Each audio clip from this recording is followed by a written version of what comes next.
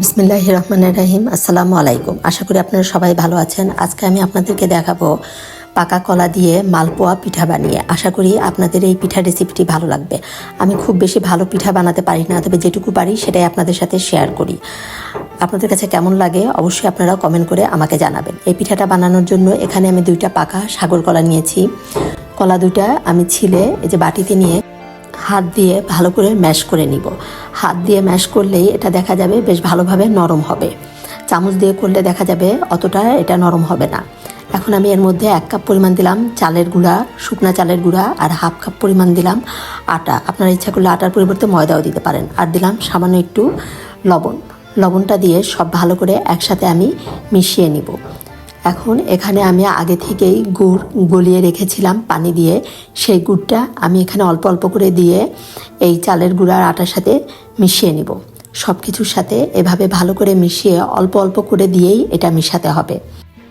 এখানে আমি খেজুরের গুড় নিয়েছি, আপনারা ইচ্ছা করলে চিনি দিয়েও এই পিঠাটা বানাতে পারেন।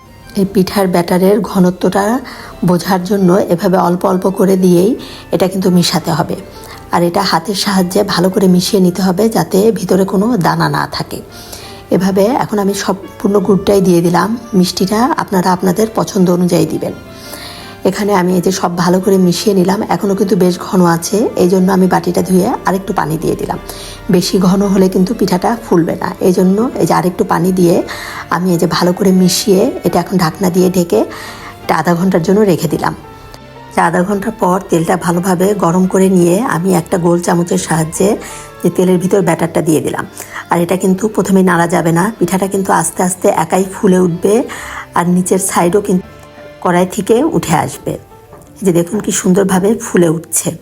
এটা প্রথম পিঠা, এই জন্য একটু কড়াইয়ের সাথে হালকা একটু লেগে গিয়েছিল, কিন্তু এরপরে কিন্তু একটা পিঠাও আর লাগেনি, কড়াই থেকে উঠে আসছে।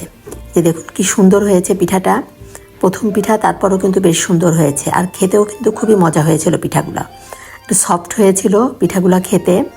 এই যে আমি পিঠাটা তুলে রেখে, আর কালারটা দেখুন কতটা সুন্দর হয়েছে। তুলে রেখে আর একটা পিঠা আমি আপনাদেরকে সেমভাবেই বানিয়ে দেখাবো। আর এই পিঠা রেসিপিটি যদি আপনাদের ভালো লাগে অবশ্যই কিন্তু আপনারা আমাকে একটা লাইক দিবেন, কমেন্ট করে জানাবেন কেমন লাগলো।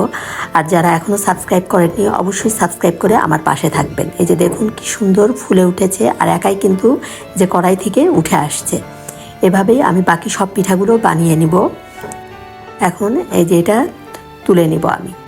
কলা আর খেজুরের গুড় দিয়ে পিঠাটা বানানোর কারণে পিঠাটা খেতে কিন্তু খুবই মজা হয়েছিল। আপনারা অবশ্যই একবার এভাবে বানিয়ে খেয়ে দেখবেন, খুবই ভালো লাগবে এই পিঠাটা খেতে। আর আটা দেওয়ার কারণে পিঠাটা কিন্তু বেশ সফট হয়েছিল। এই যে হয়ে গেল আমার খুবই মজার কলার মালপোয়া পিঠা। ধন্যবাদ সবাইকে, সবাই ভালো থাকবেন। আল্লাহ হাফেজ।